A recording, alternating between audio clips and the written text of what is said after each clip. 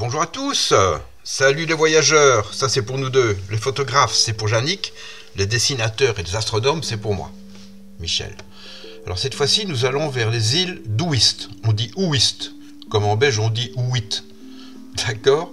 Donc on va faire cette île. On a d'abord fait Lewis et Harris dans le nord, mais cette fois-ci on fait le sud des Hébrides extérieures. On arrive d'abord sur la très jolie île de Berneray. On en a déjà parlé dans une autre petite vidéo sur le solstice d'été. Évidemment, des ferries, beaucoup de ferries, on a encore pris des ferries, mais vous savez, nous, on adore ça.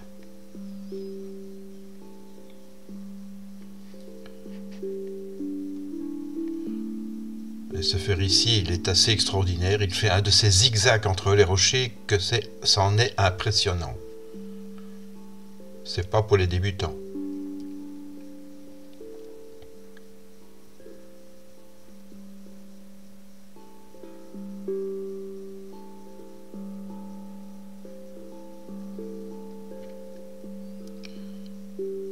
Donc on arrive sur l'île de Berneray.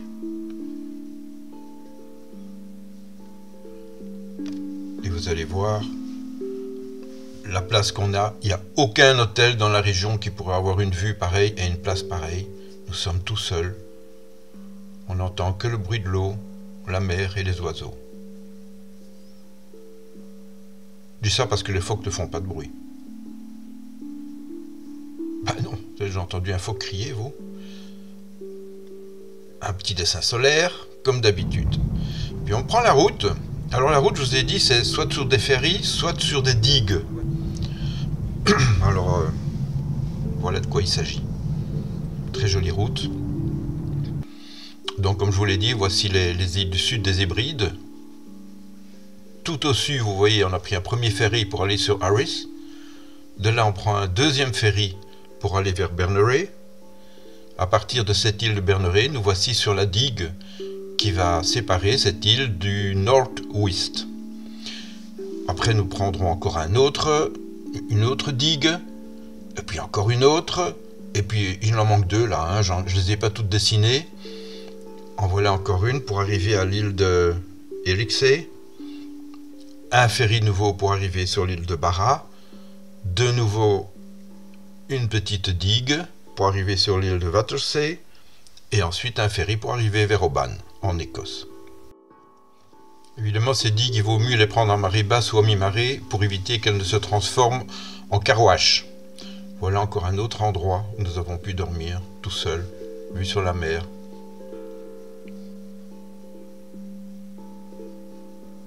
Là, c'est l'Atlantique. Le prochain obstacle, ce sera le Groenland. Regardez à marée haute, à quoi ça ressemble. Mais très vite, la marée peut descendre. Non, pas si vite, quand même, j'exagère. C'est un timelapse là que j'ai fait en 6 heures, je crois, 6 heures de prise de vue. Et vous voyez qu'à marée basse, en tout cas à l'étal, il n'y a plus qu'une plage. La plus grande plage du monde, moi je dirais. Et la plus belle. Il y a du vent par contre. Ah oui, il y a du vent. Alors regardez comme ça souffle. Je crois qu'on l'entend même hein, sur la vidéo. Vous l'entendez, vous? Alors il y a des endroits assez mythiques hein, sur l'île. Nous sommes à peu près au point culminant de Nord-Ouest ici. Et voilà Yannick qui se promène parmi les petites fleurs de coton. Jolies fleurs de coton. Il y a des petits chevaux aussi. Ce ne sont pas des chevaux, ce sont des poneys. Ce sont les poneys celtes qui ont disparu, qui ont été transformés un petit peu avec le temps, qui avancent en poneys des hybrides. Et pour le moment, c'est ce style de poney-là, ce sont les Eriksay. Il n'en reste que très peu sur l'île et uniquement à cet endroit-là. Bon, moi, évidemment, je me retrouve bloqué par 2-3 poneys alors que j'ai 150 chevaux sous le capot. Ça m'énerve un peu. Non, je rigole. C'est mignon comme tout, quand même. Hey!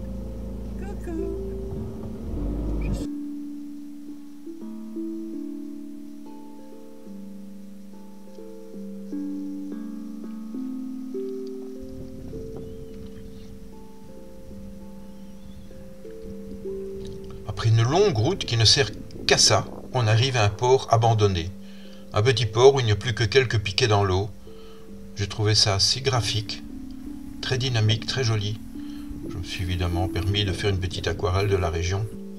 Un peu plus loin, on arrive à un fumoir à saumon. Il y en a 2-3 sur les îles là. Et voilà le fumoir à saumon. Regardez comment ils travaillent. Ils sont 3, hein. C'est pas le gros fumoir. Hein. Mais le goût n'a plus rien à voir avec ce qu'on trouve en grand magasin. Là, je vous assure, c'est vraiment du vrai saumon frais.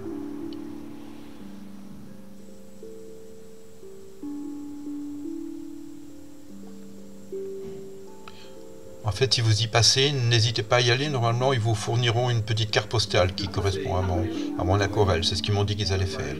Un peu plus loin, on achète des boucles d'oreilles pour Yannick. Regardez les boucles d'oreilles. Quand il y a moyen de les voir. Parfois, il n'y a pas moyen de les voir. Il fait mauvais. Et là aussi, une petite carte postale qui pourrait leur servir à égayer leur petit magasin. On a eu des très bons contacts là-bas.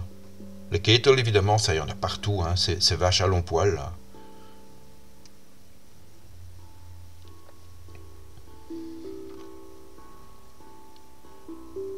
C'est aussi très graphique comme animal. Tiens, faudrait que je fasse une aquarelle un jour. La nature est très belle. On est au mois de juin, là. On est au mois de juin, il fait vraiment encore assez beau, pas tout le temps. L'info qui crie pas. Et alors, il y a parfois des touristes sur les îles. Des touristes? Non. Non, ce sont des vaches qui se font bronzer avant que les touristes n'arrivent. Mais elles ont raison. Regardez comme elles sont brunes. Il y a des loutres aussi. Il faut faire attention. C'est sans doute l'un des seuls endroits où il y a encore des loutres, sauf sur le billet de banque. C'est un bel animal très difficile à voir. Encore un autre endroit où on était super bien mis. Et reparti. On est reparti pour un autre ferry pour arriver sur l'île de Barra. Chaque île à peu près a son drapeau là-bas. C'est incroyable. Vous voyez qu'on aime bien le ferry, hein, on n'est pas malade là. Et voilà la capitale avec tout au bout un château en plein milieu du golfe. Il y a un aéroport, sur l'île. C'est incroyable, c'est le seul aéroport d'ailleurs de ces îles-là. Et cet aéroport n'est accessible qu'à marée basse puisque les pistes sont sur la plage. Vous voyez une petite vue de drone où on voit une de ces digues là-bas. Les bateaux doivent faire le tour, hein, il n'y a aucun accès. Tout au bout, les petites maisons qu'on voit, c'est la capitale de Barra. Son nom, Castle Bay.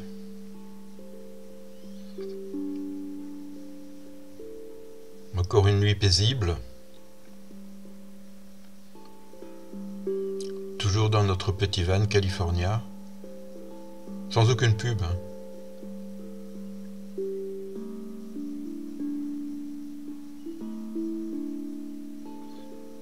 Et de nouveau, évidemment, une vue pareille, la vue de Castle Bay avec une aquarelle rapidement réalisée sur place. Il est étonnant ce château. Et voilà la capitale derrière.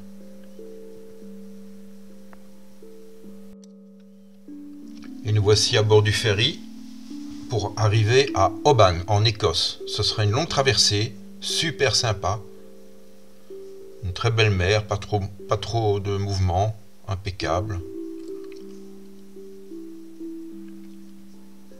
Pendant la traversée, je me plais à dessiner toutes ces montagnes qu'on voit à l'horizon, qui sont des petites îles en fait, que nous connaissons bien parce que nous y avons navigué dans les années 2006-2007. Avec Yannick, c'était vraiment un très bon moment. Et on reconnaît toutes ces îles, comme on les avait vues avec Aquarelia, notre voilier, notre deux-mâts à l'époque.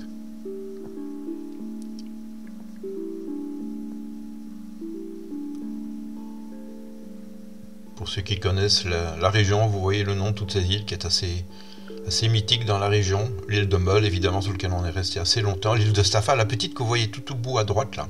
C'est l'île de Staffa qui est incroyable avec tous ces pylônes, ces hexagones, là, qui sortent du sol, qui sortent de la mer. On était tout seul à l'époque, je ne suis pas sûr que c'est encore comme ça maintenant.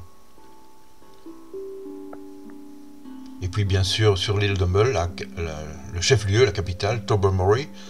Ah, je me suis fait mal au dos là. Très jolie petite île. Alors voilà, très jolie petite île, très jolie traversée. Un petit time-lapse à bord du ferry. Et nous voilà arrivés sur la ville de Oban. à côté de l'île de Kerkara. Très très jolie ville aussi, très, très culturelle, sympa à voir. Mais ça c'est pour d'autres aventures. Bye bye.